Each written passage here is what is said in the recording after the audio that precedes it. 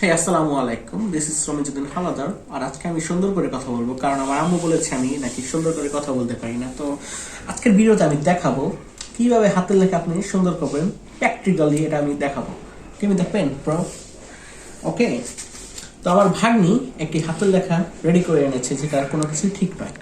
তো এটা সমস্যা অনেকগুলো আমি বের করেছি, তার মধ্যে আমি আপনাদের দেখাতে চাই। প্লিজ ক্যামেরাটা এখানে মুভ করো। তো এখানে আপনি সর্বপ্রথম যেটা দেখবেন, হাতের লেখা দেখতে পারেন। এটা আমার ভাগ্নি ChatGPT-তে দেখে দেখে লিখেছে।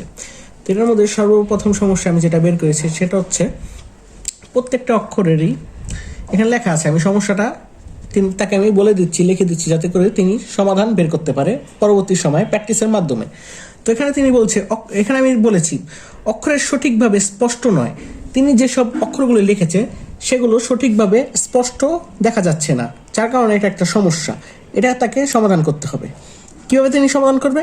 তিনি স্পষ্টভাবে লিখবে, এগুলো হবে প্র্যাকটিসের মাধ্যমে।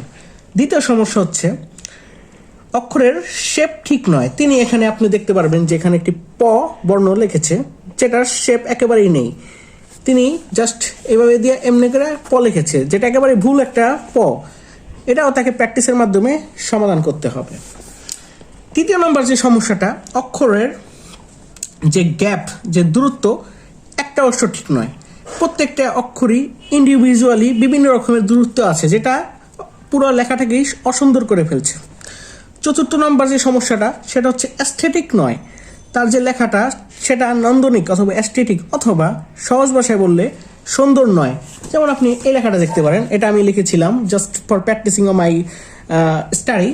তো এটার মধ্যে অনেক সুন্দর করে আমি লেখার চেষ্টা করেছি, যদিও আমি দ্রুত করেছি। It's not perfect, but it's looks aesthetic. I mean this looks নান্দনিক, সৌন্দর্য যেটাই বলেন। আমার কাছে জিনিসটা ভালো লাগছে।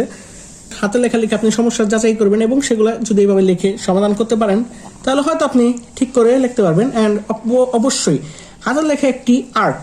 আপনাকে সারা জীবনই হাতের লেখাকে চালিয়ে যেতে হবে। এই কারণে আপনাকে যা করতে হবে, সবসময় এটা প্র্যাকটিস করতে হবে। It is art. Art is always design. একজন মানুষ সবসময় আর্ট করে অথবা হাতের লেখা লেখে, সুতরাং তার জীবনের প্রত্যেকটা সময় হাতের লেখা প্রয়োজন।